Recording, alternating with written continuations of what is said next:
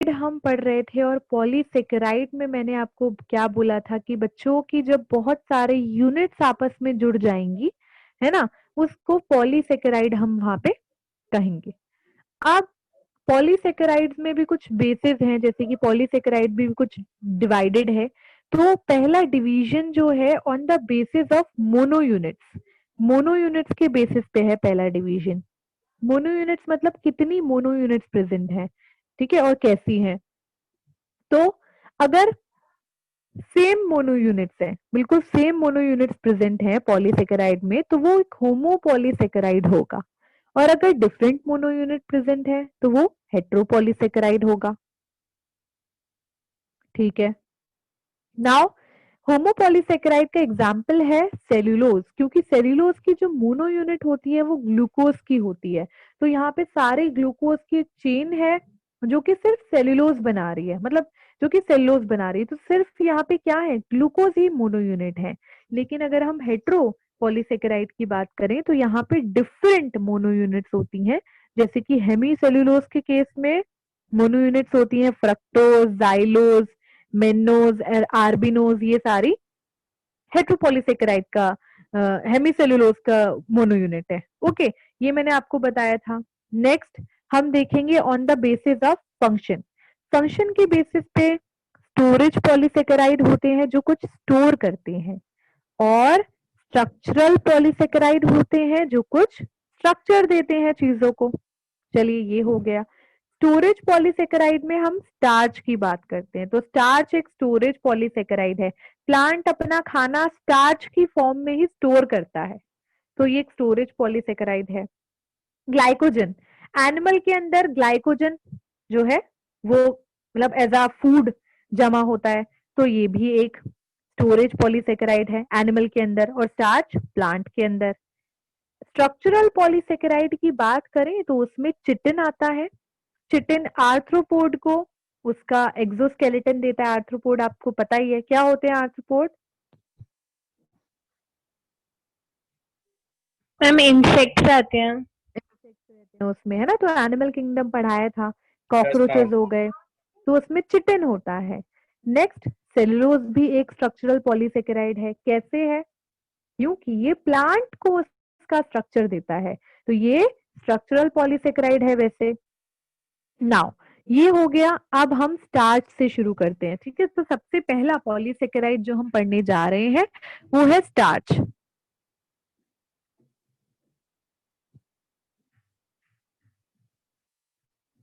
Starch,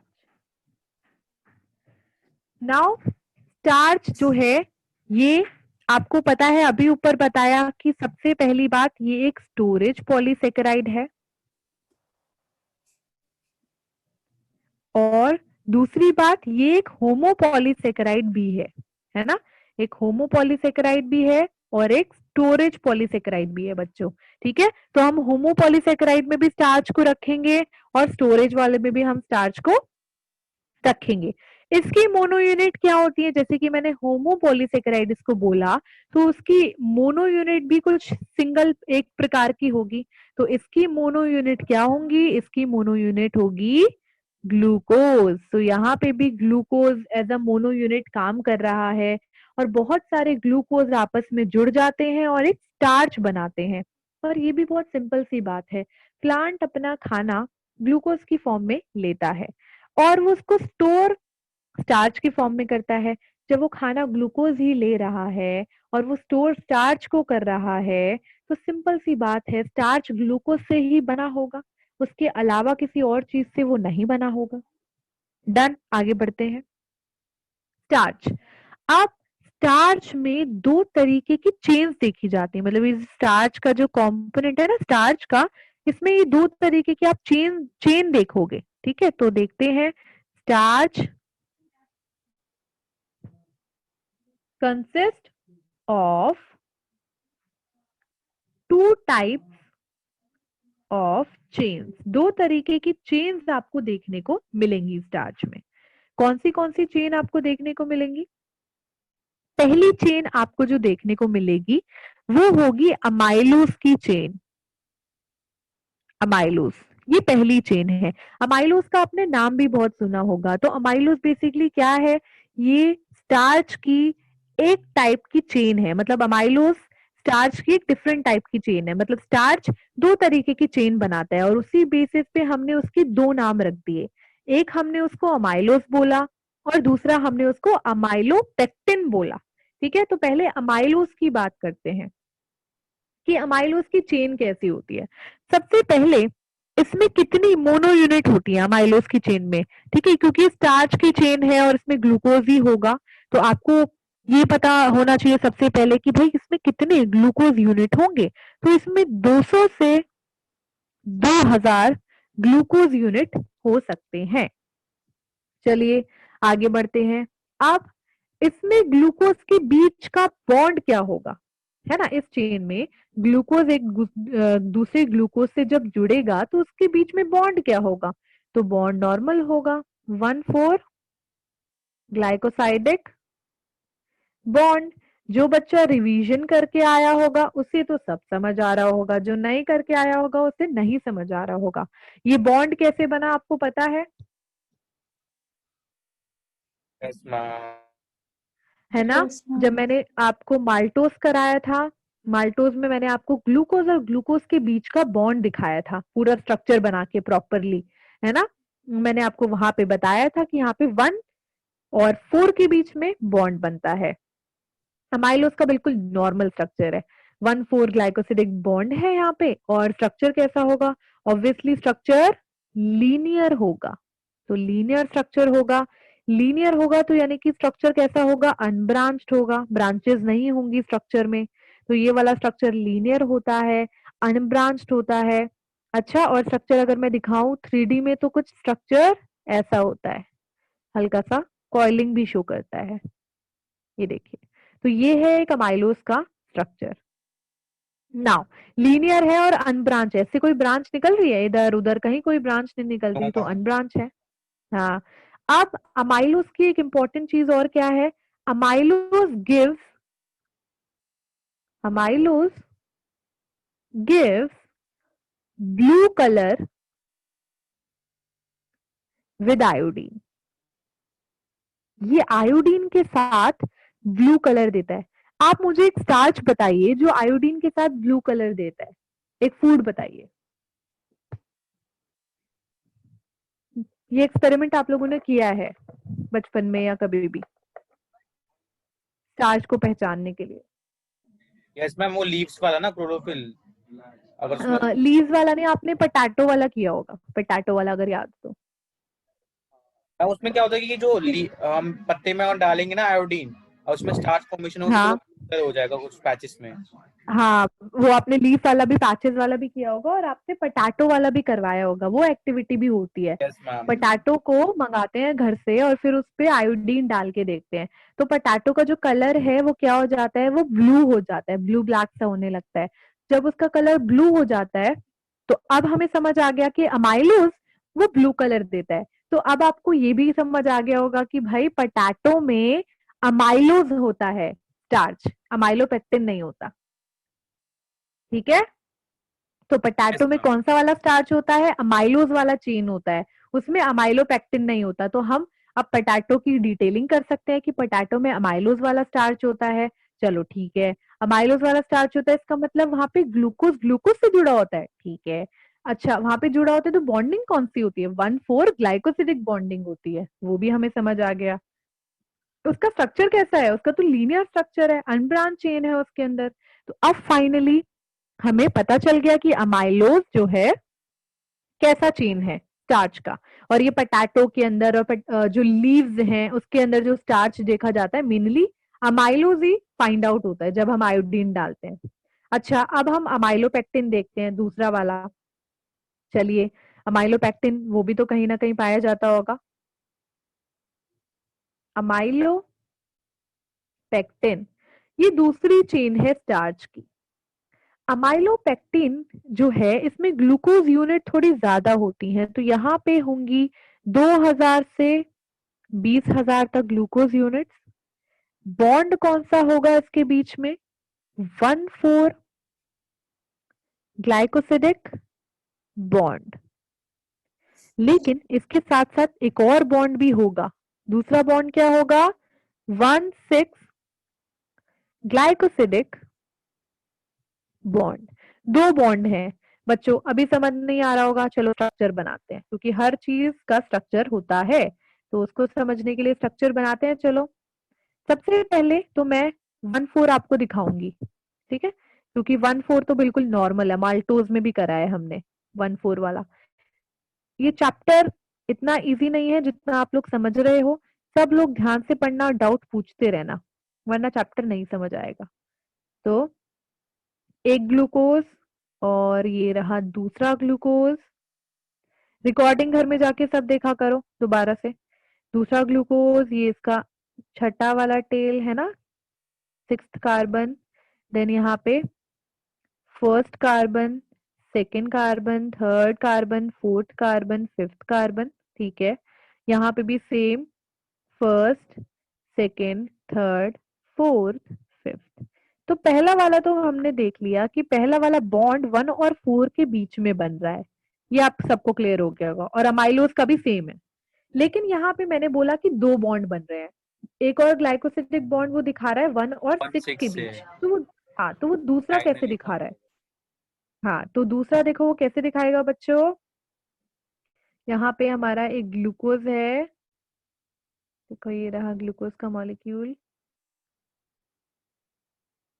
ये रहा glucose का मॉलिक्यूल, और ये वहां यहाँ पे होगी इसकी 6th, ये 5th, ये 4, 3, 2, 1। देखो 1 और 6th, और ये बन गया बॉन्ड। तो ये रहा एक बॉन्ड और ये रहा दूसरा बॉन्ड।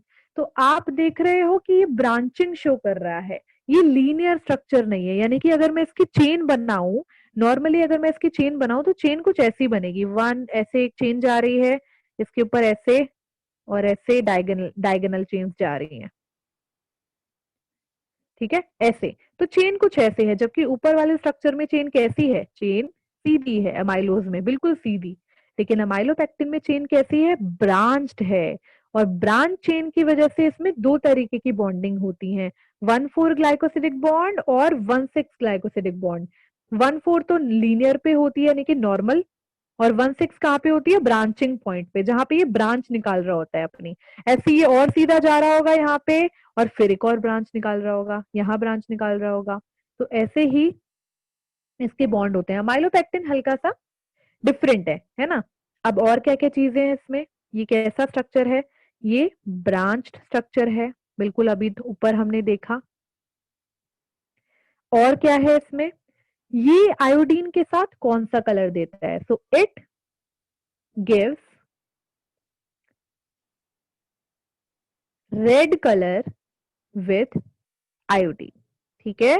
तो ये आयोडीन के साथ रेड कलर देता है, जबकि ऊपर वाला आयोडीन के साथ कौन सा कलर देता है? ब्लू कलर देता है। ओके, तो यहाँ पे ये क्या दिखा रहा है? ये इसकी ब्रांचिंग दिखा रहा है बच्चों, ये ब्रांचिंग पॉइंट है। ब्रांचिंग पॉइंट पे कौन सा लिंकेज है? 1,6 लिंकेज है, 1,6। और लीनियर पॉइंट पे 1,4 लिंकेज है। अब आपको अमाइलोपेक्टिन अच्छे से क्लियर हो गया होगा। ये रहा अमाइलोपेक्टिन, दो तरीके की लिंकेज है। अगर हम देखा जाए, मतलब अगर हम देखें कि किसी भी चीज में या कहीं भी अमाइलोज और अमाइलोपेक्टिन का रेशियो देखा जाए ना, स्टार्च में, किसी भी स्टार्च के अंदर कुछ चीजों को छोड़ के, तो अमाइलोज और अमाइलोपेक्टिन का जो रेशियो होता है, तो हम लिखेंगे ratio of amylose to amylopectin in starch is 1:3। 1:3 ये वाला रेशियो होता है, यानी कि हर एक अमाइलोज की चेन पे हर 3 अमाइलोपेक्टिन की चेन होती है। ओके, मतलब उस हिसाब से ये रेशियो है इनका। ओके बच्चों, तो स्टार्च आपको क्लियर हुआ। बहुत जगह आपको स्टार्च देखने को मिलेगा। प्लांट में कैसे स्टोर होता है? ये मेन स्टोर्ड फूड होता है किसी भी प्लांट में। ये आपको मेज में दिखाई देगा, है ना। मेज में आपको ये मिलेगा, राइस में आपको मिलेगा, चावल में मिलेगा, पोटैटो में मिलेगा। तो ऐसे आपको डिफरेंट डिफरेंट तरीके के स्टार्च मिलेंगे। सिंपल स्टार्च मिलेगा, कंपाउंड स्टार्च मिलेगा। ठीक है बच्चों, उतनी डिटेलिंग हमें नहीं करनी। हमने पहला पॉलीसेकेराइड पढ़ लिया, जिसका नाम स्टार्च है। और स्टार्च में अगर किसी को डाउट है तो वो मुझे पूछ सकता है। तो पूछ रहा है कोई, स्टार्च का कोई डाउट है किसी का? तो नो मैम। ओके, तो फाइनली स्टार्च में सबको सब क्लियर है। अच्छा, चलिए, तो स्टार्च में अभी तक ये सारी चीजें क्लियर है। अब मुझे किसकी एक थोड़ी सी आपको बात बतानी है इसी चीज के बारे में, देन हम अपना नेक्स्ट पॉलीसेकेराइड शुरू करेंगे। प्लांट जो है वो अपना कार्बोहाइड्रेट बनाता है ग्लूकोज की फॉर्म में। ओके, और ग्लूकोज एक रिड्यूसिंग शुगर है। ओके बच्चों, तो इसमें इस चीज में मैं आपको क्या बताना चाह रही हूँ कि प्लांट जो है वो अपना खाना ग्लूकोज की फॉर्म में बनाता है, लेकिन वो उसको स्टार्च की फॉर्म में क्यों रखता है? उसके पीछे का रीजन क्या है? तो ये है हमारा क्वेश्चन कि वो ग्लूकोज की फॉर्म में बनाता है तो ग्लूकोज की फॉर्म में उसको स्टोर क्यों नहीं करता?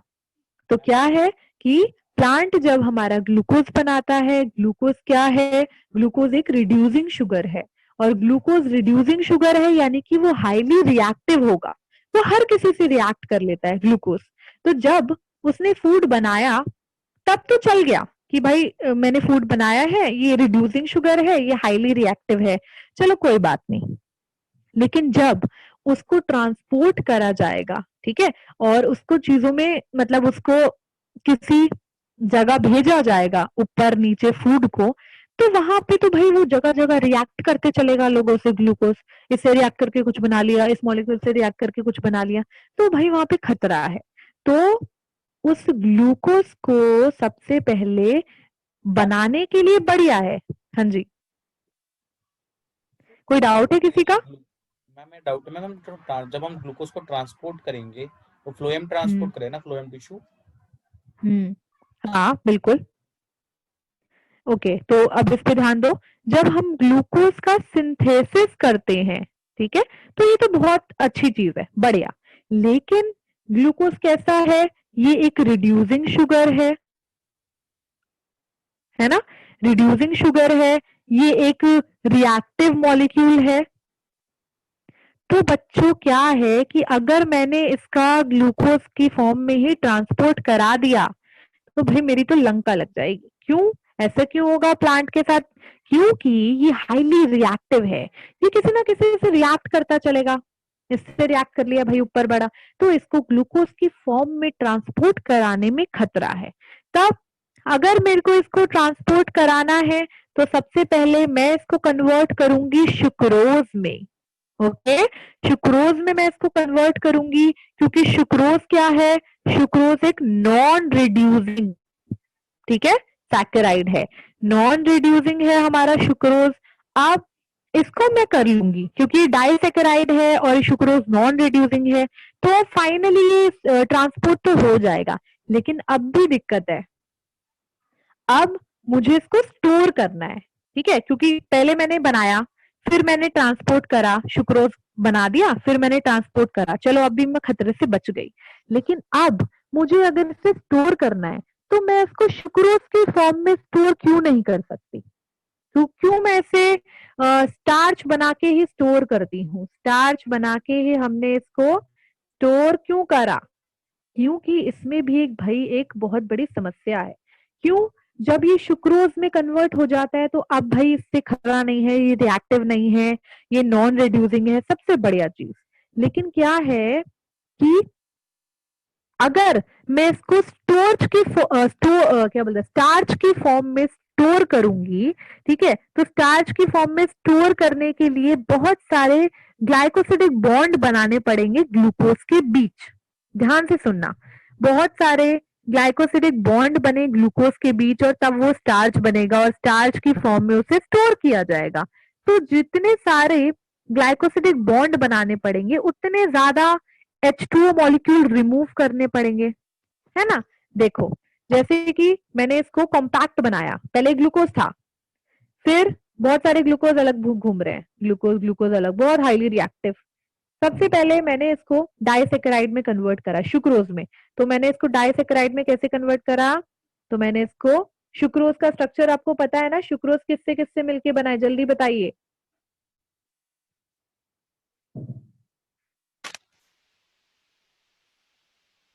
बताइए। Glucose and fructose.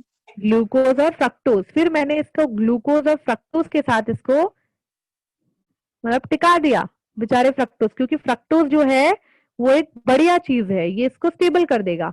चलिए फिर मैंने ये बनाया ट्रांसपोर्टिंग के लिए, तो यहाँ पे इस फॉर्म में मैं इसे ट्रांसपोर्ट कर सकती हूँ आराम से, ट्रांसपोर्टिंग के लिए इजी।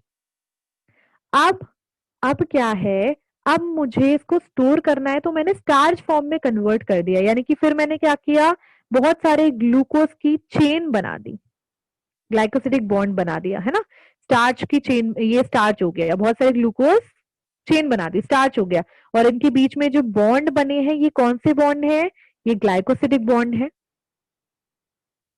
ना। ऊपर देखिए, ये ग्लाइकोसिडिक बॉन्ड है, ये ग्लाइकोसिडिक बॉन्ड है, इन दोनों के बीच में ग्लूकोज है ना, दोनों ग्लाइकोसिडिक बॉन्ड है। अब इन दोनों के बीच में जब ग्लाइकोसिडिक बॉन्ड बनेगा, तो बच्चों आप सबको पता है, जब ग्लाइकोसिडिक बॉन्ड बनता है तो H2O लॉस्ट होता है, H2O बाहर जाता है।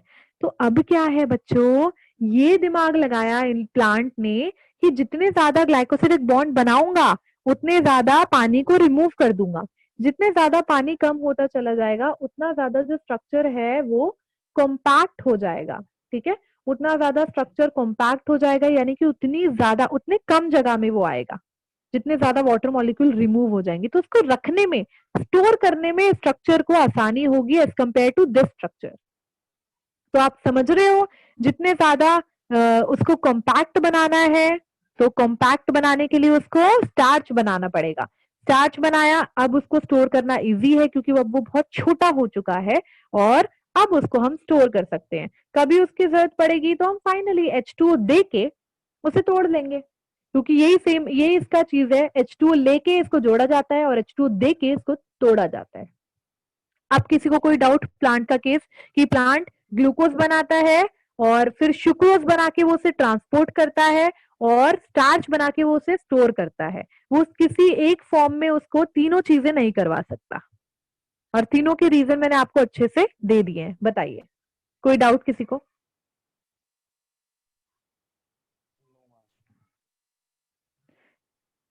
किसी को कोई डाउट है, या फिर किसी को कुछ समझ ही नहीं आया, ऐसा भी कुछ पॉसिबिलिटी है क्या इसमें? बच्चे क्लियर हुआ आप लोगों को? आप हो यहाँ पे सब लोग, दोबारा समझा दो कि एक मैं बार। ही बोल रही हूँ? अच्छा, हो सब। अच्छा, गर्वप्रीत कुछ कहना चाह रहे हैं। अच्छा, कोई डाउट नहीं, वेरी गुड गर्व। शुभम, स्नेहा, तुलसी, विशाल, बताइए। रितिका, नेहा, श्रेया, मेरी आवाज नहीं आ रही है आप लोगों को? प्रियांशु, हमारी है मैम। तो बेटा ये सब बोल क्यों नहीं रहे, इन लोगों को मेरी आवाज नहीं आ रही है क्या? Ma'am no doubt. No doubt, हाँ ऐसे बोलो, तो ऐसे ऐसे बोलो नो डाउट आके, या फिर चैट पे लिखो, पर आंसर करो प्रॉपर ना बच्चे, मैं पूछ रही हूँ आप लोगों से तो। ओके, तो फाइनली ये सारी चीजें मैंने आपको समझा दी हैं। अब हम आगे बढ़ते हैं अपने नेक्स्ट पॉलीसेकेराइड की तरफ, जो कि है सेल्यूलोज। सेकेंड पॉलीसेकेराइड है सेल्यूलोज। पहला स्टार्च हमने पढ़ लिया। सेल्यूलोज में क्या है, ये किस तरीके का पॉलीसेकेराइड है? It is a structural. Structural polysaccharide. Very good, ये एक स्ट्रक्चरल पॉलीसेकेराइड है, स्ट्रक्चरल पॉलीसेकेराइड है। और दूसरी बात, ये भी एक होमोपॉलीसेकेराइड है, तो हम इसमें भी लिखेंगे ये भी एक होमोपॉलीसेकेराइड है। बिल्कुल। अच्छा, इसकी मोनो यूनिट क्या है? इसकी मोनो यूनिट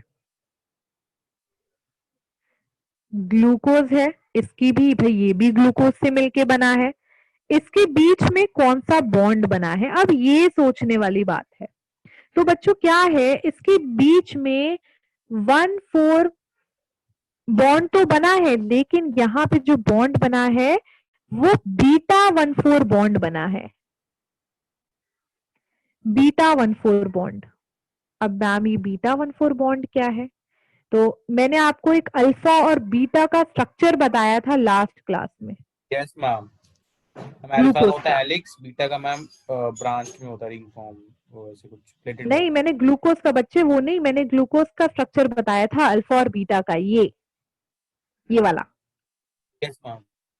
हाँ, और मैंने इसमें सिर्फ Yes, एक डिफरेंस ma'am. बताया था।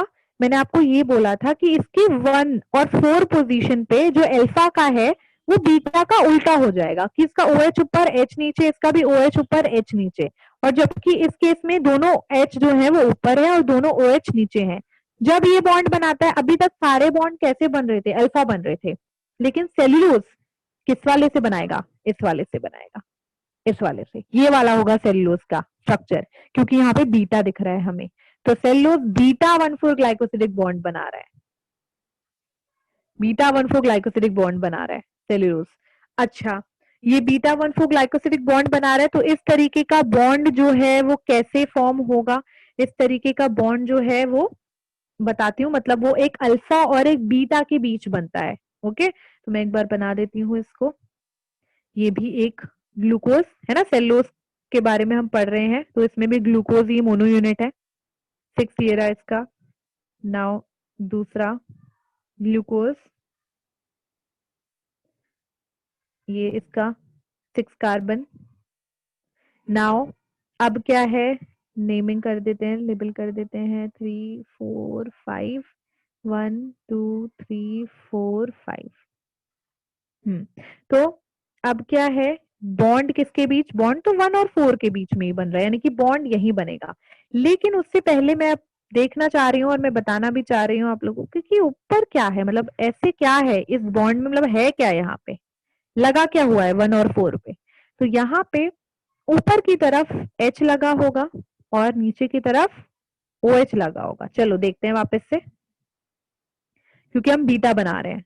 ठीक है, तो बीटा जो है, अब बीटा अल्फा से कनेक्टेड है, वहां पे बीटा और अल्फा कनेक्टेड है, पर बॉन्ड बीटा का नाम ही आएगा। ठीक है, क्योंकि हल्का सा कुछ डिफरेंस है वहां पे। तो एक तो ये स्ट्रक्चर है, तो इसके इस वाले पार्ट पे देखो H ऊपर है और OH नीचे है। ठीक है, और मैंने जो बनाया है उसमें भी H ऊपर है और OH नीचे है। एक तो ये हो गया 1 पोजीशन पे, और इसकी 4th पोजीशन पे बीटा वाला, अभी बीटा वाला है तो इसका OH ऊपर है और H नीचे है। तो बच्चे अब क्या होगा ना, यहाँ पे जो बॉन्ड बनेगा, क्योंकि ये तो H2O जो है इसका, क्योंकि हर ग्लाइकोसिडिक बॉन्ड बनने में H2O तो लॉस्ट हो जाता है, तो H2O तो ऊपर से लॉस्ट हो जाएगा। ठीक है, एक बार मैं 6 को अलग बनाती हूँ, ये 6 है इसका, H2O तो लॉस्ट हो गया। अब जो बॉन्ड बनेगा वो पता है किसके बीच बीच बनेगा, इस OH और इस 4 के बीच बॉन्ड बनेगा। ठीक है, मैं इसको दूसरे कलर से बता देती हूँ, इस OH और इस 4। ठीक है, अब इस OH और इस ऑब्वियसली 4 पे H ही होगा यहाँ पे, इस OH और इस 4 के बीच में बॉन्ड बनेगा, ऐसा बॉन्ड बनेगा। तो बॉन्ड भी यहाँ पे कैसा है, टेढ़ा बॉन्ड जा रहा है, डायगोनल है ये बॉन्ड, क्योंकि OH नीचे की तरफ है।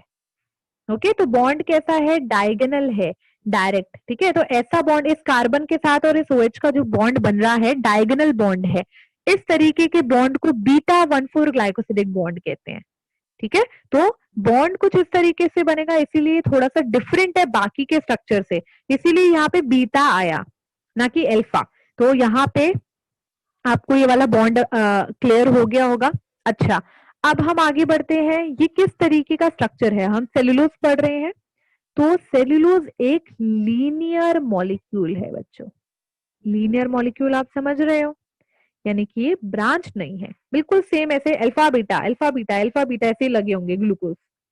ओके, ऐसे ही बॉन्ड्स बना रहे होंगे, तो ऐसे ही बॉन्ड्स बन रहे हैं, तो ये एक लीनियर मॉलिक्यूल है। और कितने मॉलिक्यूल हो सकते हैं, कम से कम 6,000 से 10,000 यूनिट्स हो सकती हैं, बिल्कुल हो सकती हैं।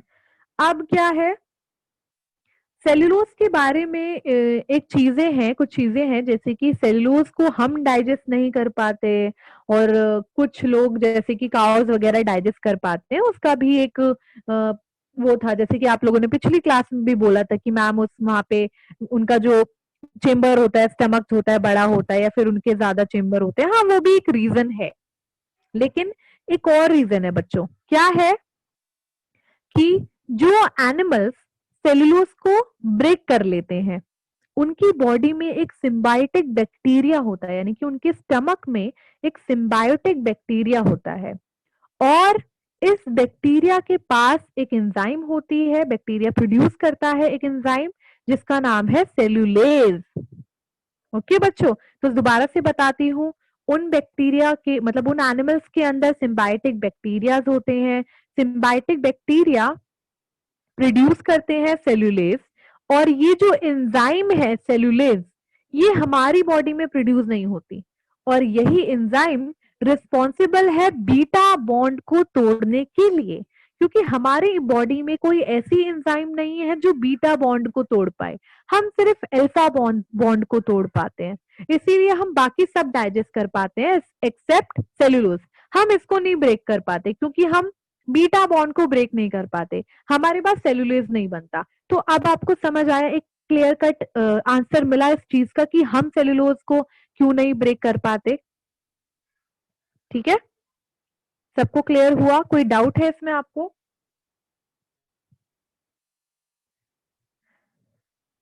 क्यों नहीं कर पाते प्रियांशु? तुलसी बताएंगे, तुलसी बताइए क्यों नहीं कर पाते हम सेल्यूलोज को ब्रेक?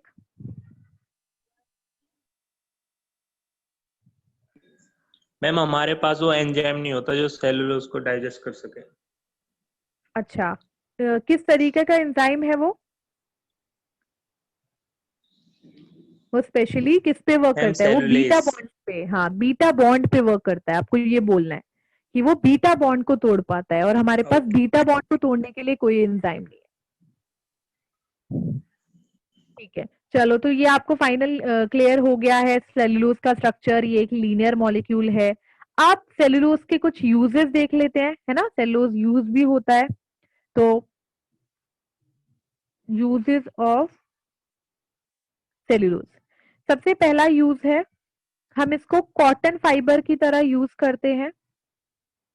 ठीक है, तो कॉटन फाइबर जो होता है, मतलब बेसिकली आपने देखा हो जो कॉटन एंड ऑल ये सारी चीजें हैं, तो इसमें 90% जो है सेल्यूलोज ही होता है। So cotton fibre is 90% of cellulose.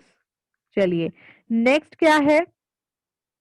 अगर आपने सुना हो जूट, सब नहीं सुना होगा, हेम्प। ठीक है, प्लांट प्रोडक्ट्स है सारे, जूट मिलता है हमें, हेम्प मिलता है, इस तरीके के प्रोडक्ट्स मिलते हैं हमें प्लांट से, तो इसमें भी सेल्यूलोज पाया जाता है। तो इसमें 40%, ठीक है, या फिर ज्यादा, उससे ज्यादा और मोर परसेंट सेल्यूलोज पाया जाता है, ज्यादा सेल्यूलोज पाया जाता है, इतना 40% या उससे ज्यादा सेल्यूलोज, और ये भी हम लोग यूज करते हैं। नाउ सेल्यूलोज जो है, और क्या है, और क्या क्या चीज है? जब सेल्यूलोज को किसी भी एल्कली में डिसॉल्व करते हैं ना बच्चों, किसी भी एल्कली में अगर सेल्यूलोज को डिसॉल्व करा तो उसकी एक स्लरी बन जाती है। उस स्लरी को हम यूज करते हैं रेयॉन बनाने के लिए, और रेयॉन क्या है? रेयॉन एक सिंथेटिक फाइबर है, रेयॉन को कपड़े बनाने के लिए यूज किया जाता है। ओके, तो रिसेंटली जो रेयॉन है वो किससे बनता है? वो सेल्यूलोज से बनता है। तो cellulose when dissolve in alkali, अगर हमने उसे किसी एल्कली में डिसॉल्व कर दिया, द स्लरी फॉर्म, फिर उससे एक स्लरी बनेगी, वो स्लरी हम यूज कर सकते हैं क्या बनाने के लिए? रेयॉन बनाने के लिए, is use to make rayon. और रेयॉन क्या है? रेयॉन एक सिंथेटिक फाइबर है। नाउ सिंथेटिक फाइबर हो गया, नेक्स्ट क्या है हमारा? Cellulose acetate. अगर कभी आपने सुना हो सेल्यूलोज एसिटेट क्या बनाने के काम आता है? शटर प्रूफ ग्लास बनाने के काम आता है। अगर आपने ऑटोमोबाइल्स के विंडशील्ड देखी हो, है ना, गाड़ियों में विंडशील्ड लगी होती है ना, अगर आपने वो देखी हो तो वहां पे उसमें उसको बनाने में सेल्यूलोज एसिटेट का इंपॉर्टेंट रोल होता है। ओके, सो हम लिख सकते हैं cellulose acetate is used to make, ठीक है, बिना चटकने वाले जो ग्लास है, मतलब नॉर्मली वो चटक नहीं सकते, ऐसे नॉर्मली टूट नहीं सकते, तो शटर प्रूफ ग्लास बनाने के लिए हम उसे यूज करते हैं सेल्यूलोज एसिटेट को। और कहाँ यूज होता है हमारा? सेल्यूलोज नाइट्रेट को बच्चों एक्सप्लोजिव्स बनाने में यूज किया जाता है ना, एक्सप्लोजिव्स होते हैं ना, बॉम्ब, ये वो छोटे मोटे जो भी हैं, मिसाइल्स एंड ऑल, तो उसके लिए हम यूज करते हैं सेल्यूलोज नाइट्रेट को। Is use to make explosives. इतनी छोटी सी चीज और इतने सारे काम हैं इसके। नाउ अगर आपने सुना हो कार्बोक्सी मिथाइल सेल्यूलोज, बहुत सारे नाम ले रही हूं मैं, पर हाँ सब सेल्यूलोज के साथ मिलके ही काम हो रहा है, तो क्या कर सकते हैं। तो कार्बोक्सी मिथाइल सेल्यूलोज जो होता है वो आइसक्रीम बनाने के भी काम आता है। वो क्या करता है, आइसक्रीम को एक स्मूथ टेक्सचर देता है। आपने कभी भी क्वालिटी वॉल्स और इन सब की अगर महंगी महंगी आइसक्रीम अगर आपने खाई है, ठीक है, तो ऑब्वियसली आप सभी ने खाई होगी। तो क्या है कि उनका जो स्ट्रक्चर, जो उसका टेक्सचर होता है वो काफी स्मूथ होता है, बहुत ज्यादा स्मूथ होता है। और जबकि नॉर्मल आइसक्रीम में वो नहीं मिलेगा। तो बड़ी बड़ी फैक्ट्रीज में आइसक्रीम बनाने के लिए कार्बोक्सी मिथाइल सेल्यूलोज यूज कर रहे हैं। चलो, तो सेल्यूलोज के बारे में एक लास्ट पॉइंट ये था, वो लिख लेते हैं। कार्बोक्सी मिथाइल सेल्यूलोज ये यूज होता है आइसक्रीम बनाने के लिए।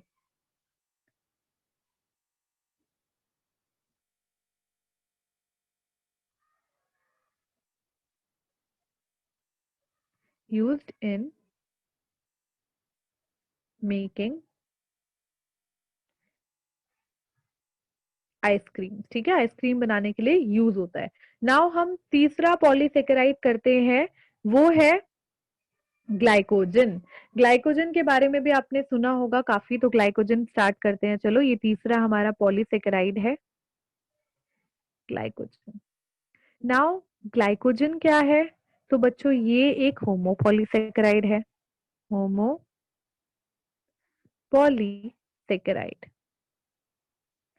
इस होमोपॉलीसेकेराइड में भी ग्लूकोज की यूनिट होती है, तो यहाँ पे ओनली ग्लूकोज का पॉलीसेकेराइड है ना, सिर्फ ग्लूकोज की मोनो यूनिट्स होंगी।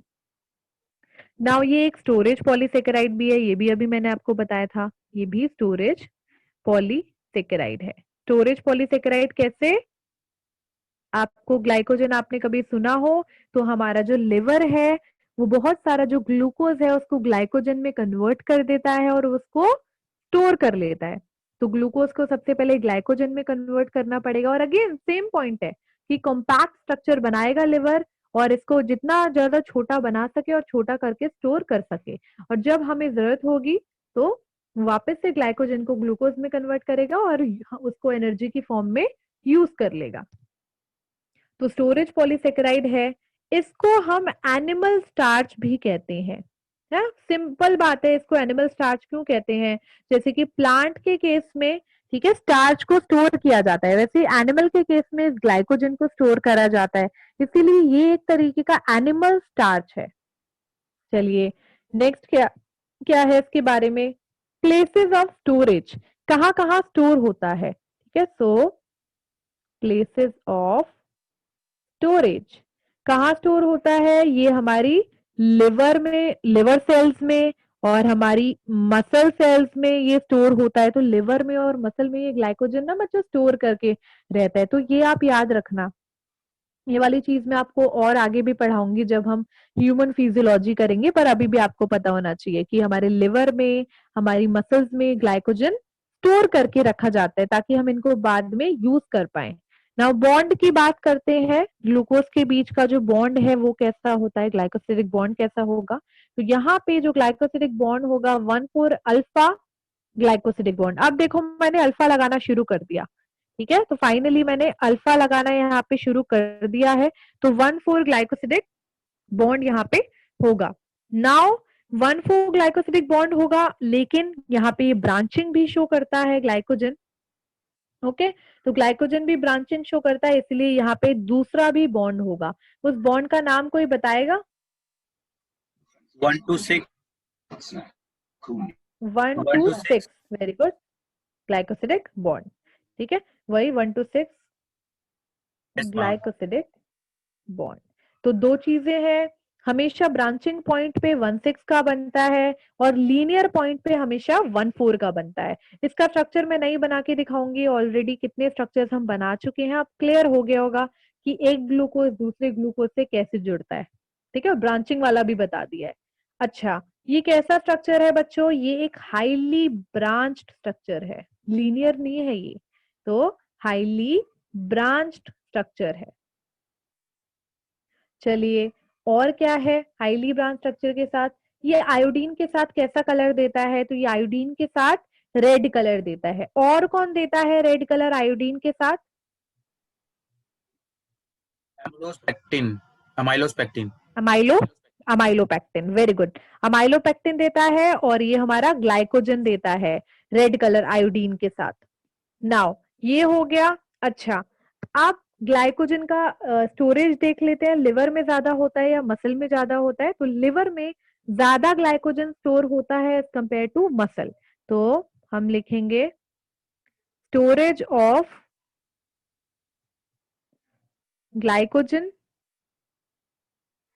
इन liver is greater as compare to storage in muscle. Muscle में कम ग्लाइकोजन स्टोर होता है और लिवर में ज्यादा ग्लाइकोजन स्टोर होता है।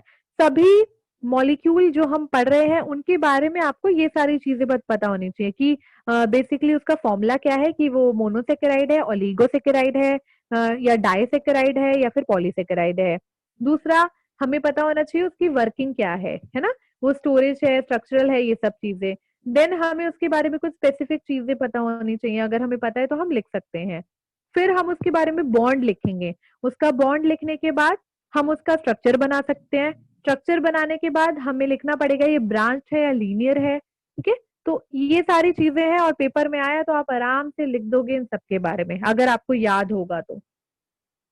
नाउ हम नेक्स्ट करते हैं अपना फोर्थ है हमारा चिटिन। ठीक है, चिटिन भी हमें पढ़ना है। तो चिटिन क्या है? चिटिन एक होमोपॉलीसेकेराइड है, पहला पॉइंट। ठीक है, होमोपॉलीसेकेराइड किसका है? तो इसकी मोनो यूनिट थोड़ी सी अलग है बच्चों, ग्लूकोज नहीं है यहाँ पे मोनो यूनिट, यहाँ पे है N acetyl D glucose amine.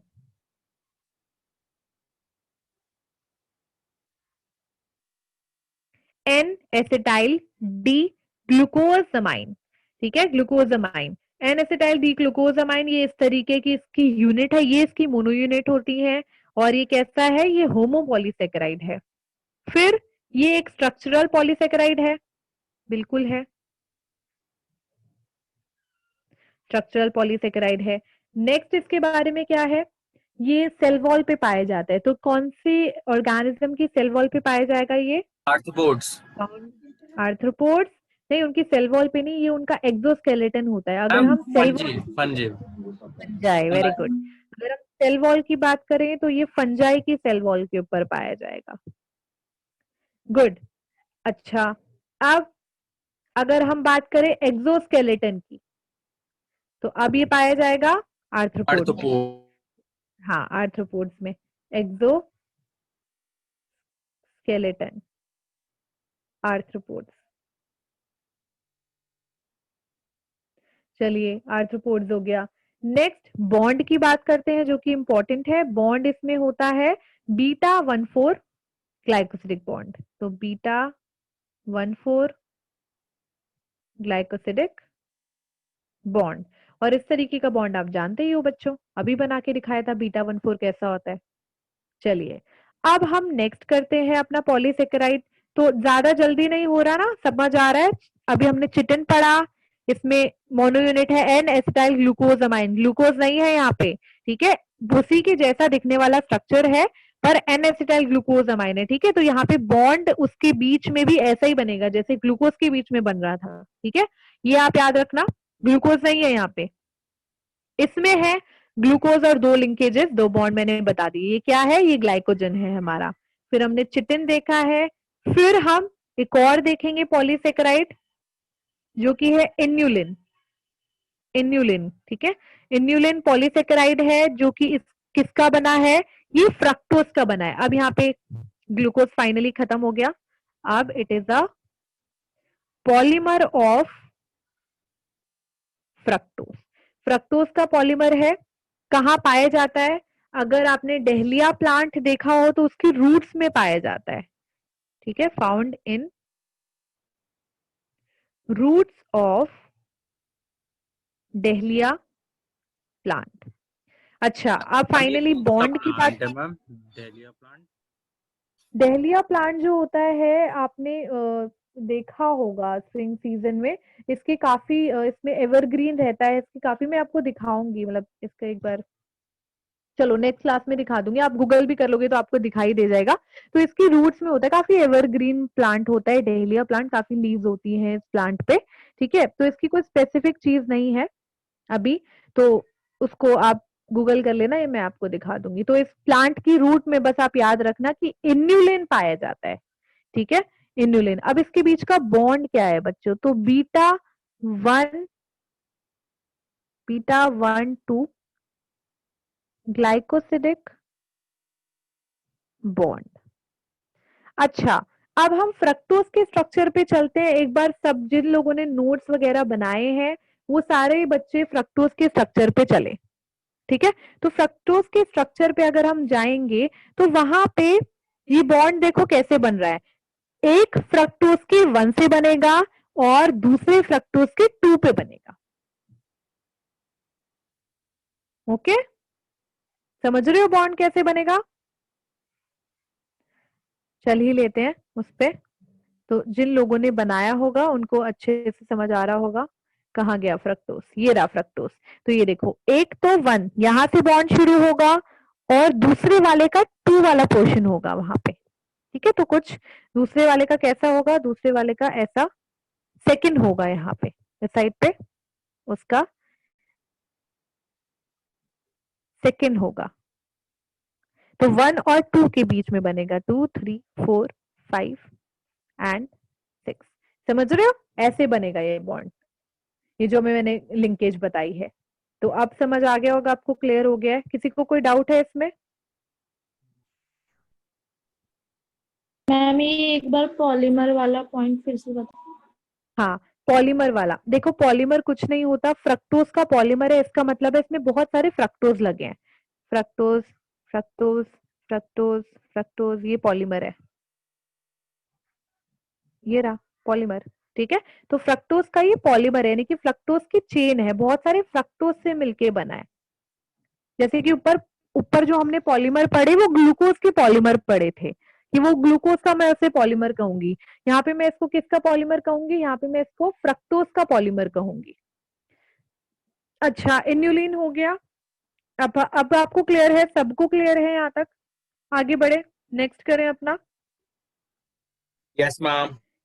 Next है हमारा, ब्रांच्ड होते हैं ये वाले इन्युलिन वाले, ये लीनियर होते हैं। ये। हाँ, ये लीनियर होते हैं, ये ब्रांच नहीं होते। अच्छा, एगार, आपने एगार पढ़ा होगा, इसको एगार एगार भी कहते हैं, इसको एक एगार भी कह सकते हो, ठीक है। तो आपने ये पढ़ा होगा एगार एगार। पहले आप मुझे बताइए, आपने एगार कहाँ पढ़ा था? मैंने कहाँ पढ़ाया था? कोई प्लांट नहीं, कोई मैम डिजीज एल्गी बैक्टीरिया है कुछ। एल्गी, कौन सा एल्गी, कौन सा algae? Blue green algae. Blue green brown algae? कैसी बात कर रहे हो? नहीं बच्चों, ब्राउन, दिमाग लगा के बताओ। ग्रीन, नहीं ब्राउन नहीं। रेड। अरे ये तीनों में से एक तो रेड होगा एल्गी ही। रेड होगा। रेड एल्गी में ही तो बताया था रेड बच्चों, तुम लोग याद नहीं रखते हो। रेड एल्गी में बताया था ना मैंने एगार। यस क्या है ये? दिमाग में अभी क्या मैं है? यस सारे मैम बॉन्ड चल रहे हैं, फ्रक्टोज ग्लूकोज, अच्छा तो मैं थोड़ा सा। अच्छा, एगार है क्या, ये तो बताओ पहले, क्या है ये? ऑर्गेनिज्म होगा रेड एल्गी। हे भगवान, प्रियांशु नहीं हो पाएगा, पास नहीं हो पाएगा 11वीं ऐसे। एगार बताएगा कोई मुझे? Hydrocolloid, ma'am hydrocolloid. आइसक्रीम बनाने में भी यूज होता है, जेलीज और ice cream. Yes ma'am. Yes ma'am yes ma'am. Hydrocolloid बताया था अच्छे से, हाइड्रोकोलाइड वाटर एब्जॉर्ब कर लेते हैं, तो वहां होता है ये एगार एगार जो मैंने आपको अभी बताया, ये एगार वहां होता है। तो ये जो एगार होता है ये होमोपॉलीसेकेराइड होता है, ठीक है। तो एगार के बारे में, वो हाइड्रोकोलाइड वाला तो हम तभी पढ़ेंगे, रुक जाओ। मैं तुमको ना, तुमको सबूत देना पड़ता है यार, डेमो दिए बिना मानते नहीं हो। कौन सा चैप्टर किया था हमने? प्लांट किंगडम ना, प्लांट किंगडम ने हमने रेड एल्गी देखा था। Yes ma'am. टेरिडोफाइट्स भूल गए लगता है ये सब है, चैप्टर खत्म तो भूल गए। ट्राई करूंगा, दोबारा रिवाइज करूंगा। हाँ रिवाइज करो इन्हें, ये चैप्टर ना ऐसे आसान नहीं है, और तो 12वीं तक याद रखना है, एग्जाम नहीं देना नीट का ऐसे दोगे। रोडोफाइसी, रेड एल्गी, चलो नीचे ये देखो एगार, कैरागीन, फ्यूनोरी, एगार ये रहा। एगार क्या है, हेल्प करता है किसमें, ये एक हाइड्रोकोलॉइड है। ओके, और एगार में मैंने ये भी बताया था कि ये जो एगार है ये आइसक्रीम और जेलीज में भी हेल्पफुल होता है। ये देखो मतलब एल्गिन कैरागीन हो गया, और एगार देखो, एगार obtained from Gelidium and gracilaria जो कि रेड एल्गी है। अब ये जो सब्सटेंस है ये किस लिए यूज होता है, use to grow microbes in preparation of ice cream and jellies. Agar है ना, तो एक न्यूट्रिटिव सब्सटेंस है, इसलिए हमें न्यूट्रिशन देता है, तो इसीलिए इससे आइसक्रीम और जेलीज वगैरह बनाई जाती हैं, और ये सब्सटेंस भी ऐसा ही है। तो फाइनली बायोमोलिक्यूल पे चलो अब आते हैं। अब आपको एगार समझ आ गया होगा। एगार क्या है, एगार एक होमो पॉलीसेकेराइड है। होमोपॉलीसेकेराइड है किसका बच्चों, ये है गैलेक्टोज का होमोपॉलीसेकेराइड, जैसे कि हमने पहले ग्लूकोज, फ्रक्टोज और गैलेक्टोज पढ़ा था। तो अब ये होमोपॉलीसेकेराइड किसका है, गैलेक्टोज का है। ये हमें कहां से मिलता है, तो हम इसे एक्सट्रैक्ट कर सकते हैं फ्रॉम रेड एल्गी। ठीक है, रेड एल्गी से ये हमें मिलता है एगार, उस चैप्टर में भी हमने पढ़ा था, इसीलिए चैप्टर एक दूसरे से लिंक्ड है। एक चैप्टर नहीं पढ़ा होगा तो दूसरा ऐसे नहीं आता, फिर चीजें नहीं आएंगी। ठीक है, जलीडियम से रेड एल्गी में जलीडियम होता है, और वहां से इस एगार को एक्सट्रैक्ट किया जाता है। और एगार किस लिए यूज करते हैं हम, ये हम न्यूट्रिटिव मीडियम बनाने के लिए यूज करते हैं। So it is used to make ma'am nutritive. Gelidium और ग्लेसिलेरिया भी है। हाँ ग्रेसिलेरिया, हाँ आप एक लिख सकते हो, कोई इशू नहीं है, आप ग्रेसिलेरिया भी लिखो, यहाँ पे कोई इशू नहीं है। मैंने सिर्फ जेलीडियम लिखा, आप ग्रेसिलेरिया लिख सकते हैं क्योंकि दोनों अलग अलग एग्जाम्पल हैं। ग्रेसिलेरिया दोनों से हमें एगार मिलता है। ओके, तो एगार क्या है हमारा, होमोपॉलीसेकेराइड है गैलेक्टोज का, और इसको हम क्या करते हैं, यूज करते हैं न्यूट्रिटिव मीडियम की तरह। अच्छा, और क्या क्या चीजें हैं जो एगार में बतानी है, एक सेकंड रुक जाओ। अच्छा, कोई डाउट है किसी को इसमें, कोई मैम मैम बोल रहा था अभी, कट रही है आपकी आवाज। हमारी आवाज अब हाँ अब आ रही है। मैम, तो मैम इसमें नाइट्रेट के भी कुछ कंपोनेंट्स होगी, क्योंकि मैम हमने अभी पढ़ा था सेल्यूलोज नाइट्रेट भी आइसक्रीम बनाने में काम आता है। नहीं, सेलुलोज नाइट्रेट वो जो था वो आइसक्रीम को स्मूथ टेक्सचर देने के काम आता है, मैंने बताया था, स्मूथ टेक्सचर देने के। ठीक है, मतलब जितनी स्मूथनेस हो पाए उसमें, वो देता है, वो उसको स्मूथनेस देता है बेसिकली। तो एगार कोई स्मूथनेस नहीं देता, एगार डलता है इसमें न्यूट्रिटिव मीडियम की तरह, मतलब थोड़ा जो न्यूट्रिशन होता है वो देता है एगार। ओके, और किसका बना होता है, ये गैलेक्टोज यूनिट्स का बना होता है। इसमें 2 तरीके की गैलेक्टोज यूनिट होती हैं। ओके, अब इसके बॉन्ड के बारे में इतना ज्यादा हम जाएंगे नहीं ना, इसका कभी बॉन्ड हमसे पूछता है। ओके, तो इसके बारे में यही सारी चीजें याद रखनी है कि ये गैलेक्टोज यूनिट का है, सॉरी ग्लूकोज का नहीं, गैलेक्टोज यूनिट का है। ग्रेसिलेरिया जेलीडियम से हम इसे एक्सट्रैक्ट करते हैं, और ये क्या है, ये होमोपॉलीसेकेराइड है किसका, गैलेक्टोज का। चलिए अब आगे बढ़ते हैं, न्यूट्रिटिव मीडियम में यूज होता है। अब एक और है, इसमें कितने हैं रह गए हैं, एक बार देखूं मैं जरा, 2-3 और रह गए हैं, फिर पॉलीसेकेराइड खत्म, मतलब फिर सेकेराइड खत्म हो जाएगा। ओके, तो एगार भी हमने कर लिया, छोटी छोटी चीजें भूला नहीं करो बच्चों, ये चीजें काम आएंगी पेपर में। Then hemicellulose, hemicellulose क्या है, ये हेट्रोपॉलीसेकेराइड है। So it is a heteropolysaccharide. Saccharide made up of, किसका बना है ये हेटेरोपॉलीसेकेराइड? गैलेक्टोज का। अब डिफरेंट यूनिट होंगी, क्या है बच्चों? हेटेरोपॉलीसेकेराइड है ना, होमो नहीं है, तो यूनिट भी डिफरेंट होंगी। तो ये गैलेक्टोज का बना है, मेनोज का बना है, ओके, जाइलोज का बना है, और किसका? आर्बिनोज का बना है।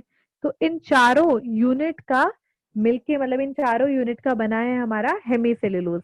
ठीक है, अब हेमीसेलुलोज इन सब का बना है। अब यहाँ पे हमको बॉन्ड की जरूरत नहीं होती, मतलब इतने लेवल पे हेटेरोपॉलीसेकेराइड पे मैं आपको बॉन्ड्स एंड ऑल नहीं बताऊंगी, क्योंकि क्या है कि फिर हमें इनका मेनोज, जाइलोज, आर्बिनोज का स्ट्रक्चर डिस्कस करना पड़ेगा।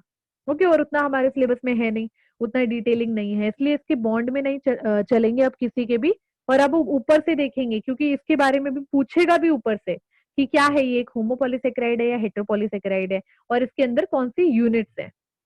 नाउ 8th क्या है हमारा? म्यूकोपॉलीसेकेराइड। कुछ तरीके के पॉलीसेकेराइड्स होते हैं जिनको म्यूकोपॉलीसेकेराइड्स कहा जाता है। ठीक है, म्यूकोपॉलीसेकेराइड्स क्यों कहते हैं बच्चों? ये थोड़े से स्लाइमी होते हैं, ओके, स्लाइमी होते हैं, थोड़े से स्टिकी स्टिकी होते हैं। स्लाइमी और स्टिकी होते हैं ना, इसलिए इनका नाम म्यूकोपॉलीसेकेराइड पड़ा। तो कैसे होते हैं ये? स्लाइमी होते हैं और स्टिकी होते हैं। स्लाइमी होते हैं, स्टिकी सब्सटेंसेस होते हैं, स्लाइमी और स्टिकी सब्सटेंसेस। देन और क्या है इसके बारे में? इसका एग्जाम्पल देख लेते हैं। तो इसका एग्जाम्पल है पेक्टिन। पेक्टिन एक तरीके का क्या है? म्यूकोपॉलीसेकेराइड है हमारा पेक्टिन। अच्छा, तो पेक्टिन किस किस का बना है? तो वो सारी चीजें देखते हैं। अच्छा, पहले तो पेक्टिन पाया कहाँ जाता है वो बात करते हैं। तो पेक्टिन आप में से किसी को पता है कहाँ पाया जाता है, किस में हेल्प करता है? पेक्टिन कहीं भी नाम सुनाओ, मुझे बता दो। स्टार्च में, क्योंकि मैम हमने अभी पढ़ाया था मैम, एमालोज पेक्टिन, अमाइलोपेक्टिन स्टार्च में। नहीं नहीं, अरे नहीं नहीं, ऐसे नहीं, ऐसे नहीं, चीटिंग प्रियांशु। वहां से रिलेट क्यों करोगे बच्चे, ऐसे अलग है ये कुछ। कोई और बच्चे आप कुछ बोल रहे थे दूसरे? प्लांट्स में पाया जाता है। रिलेटेड डाइजेशन में, प्लांट्स में मैम अच्छा, प्लांट्स में। प्लांट्स में कौन कह रहा है कहाँ पाया जाता है प्लांट में?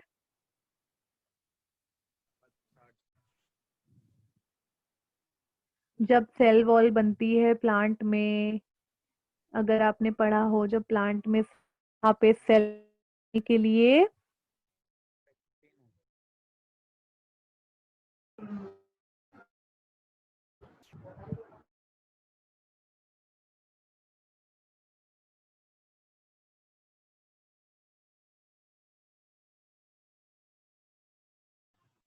मैम आपकी आवाज नहीं आ रही मैम।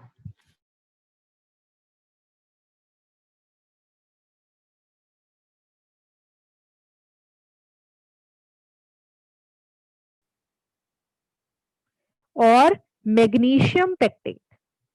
ठीक है बच्चों, तो पेक्टिन आपको समझ आ गया होगा। अब ये कहाँ लगा होता है? सेल वॉल के मिडल लेमेला में पेक्टिन के सॉल्ट्स लगे होते हैं, जिनको कहते हैं कैल्शियम पेक्टेट और मैग्नीशियम पेक्टेट।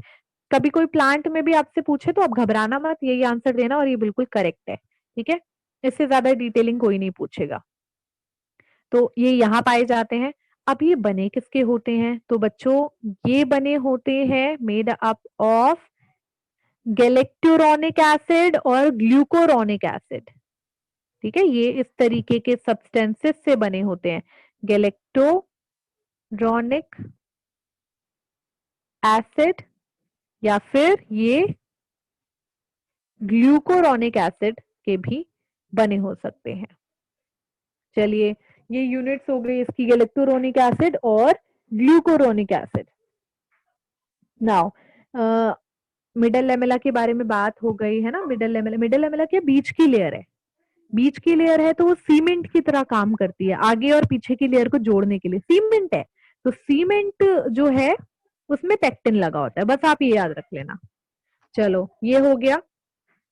अब थोड़ा सा और कर लेते हैं, फिर छोड़ दूंगी आप लोगों को। इस में म्यूकोपॉलीसेकेराइड में जो पहला एग्जाम्पल था वो था पेक्टिन। ओके, अब दूसरा एग्जाम्पल देखते हैं। ये फर्स्ट एग्जाम्पल था 1। दूसरा एग्जाम्पल आप बताएंगे मुझे, आपने कहीं पे सुना होगा इसका नाम हेपेरिन।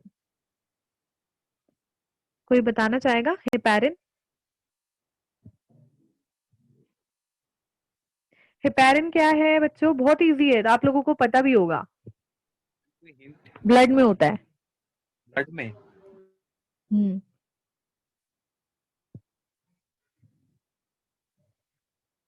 ब्लड में होता है, एंटी कोआगुलेंट।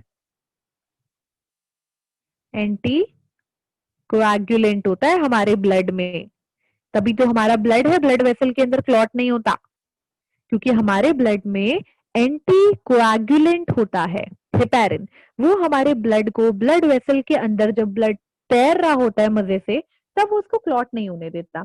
और यही क्वेश्चन भी पूछा जाता है कि भाई हमारा ब्लड बाहर आके तो क्लॉट हो जाता है, लेकिन ब्लड वेसल के अंदर क्लॉट क्यों नहीं होता? क्योंकि हमारे ब्लड में क्या है? हेपेरिन प्रेजेंट है, और हेपेरिन वहां पे एंटी कोगुलेंट का काम करता है और ब्लड को क्लॉट नहीं होने देता। तो ये भी एक म्यूकोपॉलीसेकेराइड है, एंटी कोएगुलेंट है। ठीक है। थर्ड थर्ड है हाइलुरोनिक एसिड। ये भी एक म्यूकोपॉलीसेकेराइड है। ये बच्चों पता कहाँ पाया जाता है? ये पाया जाता है अम्बिलिकल कॉर्ड में। अम्बिलिकल कॉर्ड क्या होती है?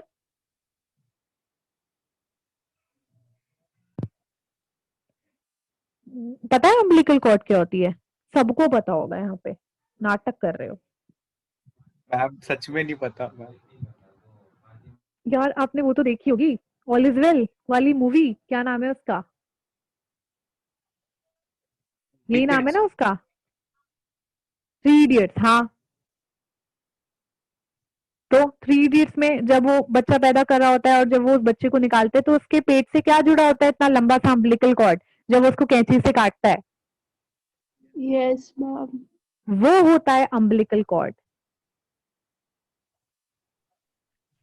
शायद ठीक मैंने है, मूवी ढंग तो से देखी अम्बिलिकल, हाँ जी, मूवी शायद मैं ढंग से देखी नहीं थी, इसलिए पता नहीं चला। ढंग से देखा करो ऐसी मूवीज।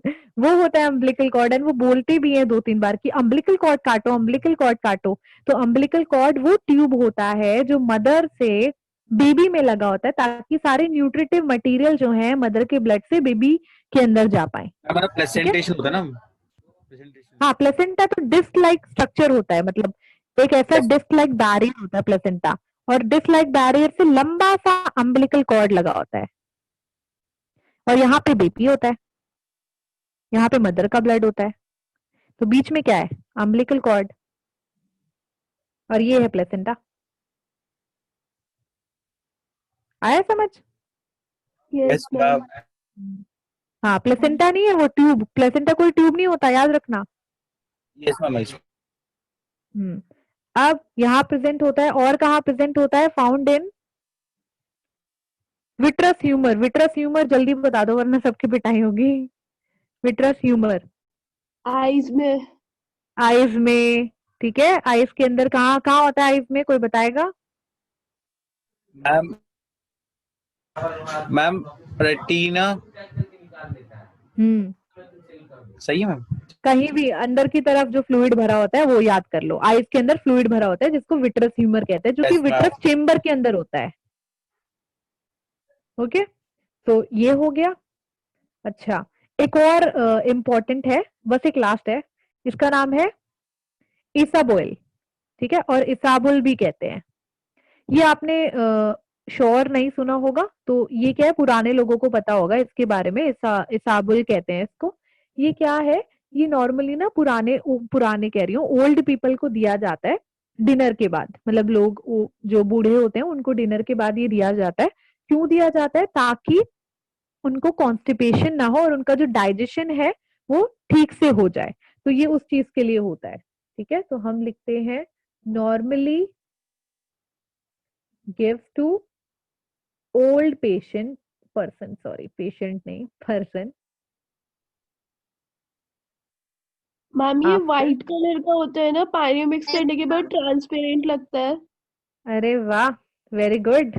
हाँ, ठीक है। तो इससे क्या होता है? कॉन्स्टिपेशन के चांसेस रिड्यूस हो जाते हैं उन लोगों के, और उनका डाइजेशन बढ़िया से चलता है।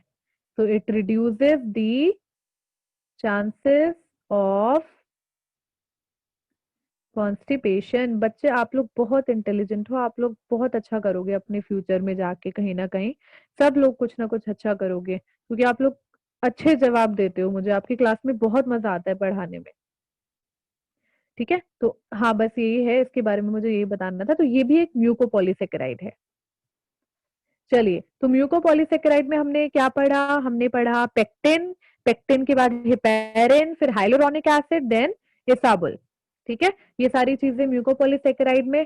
फिर दो मुझे और बताने हैं, वो मैं नेक्स्ट क्लास में बताऊंगी, और फिर हम अमाइनो एसिड शुरू करेंगे अपनी नेक्स्ट क्लास में, यानी कि सेकेराइड कार्बोहाइड्रेट जो है वो खत्म हो चुका है, अब हम अमाइनो एसिड शुरू करेंगे। ठीक है, चैप्टर थोड़ा सा बड़ा है, लेकिन क्या करें, पढ़ना तो है ही। चलो, मैम सबको समझ आया? हाँ जी, पूछिए।